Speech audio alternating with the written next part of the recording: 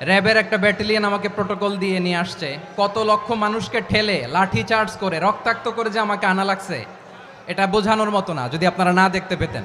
পেকুয়ার ভাইয়েরা, তোমরা আজকে ইতিহাস গড়েছ। পেকুয়াবাসীর পক্ষ থেকে, জনস্রোতের পক্ষ থেকে আমাদের কাঙ্ক্ষিত রাজ্যের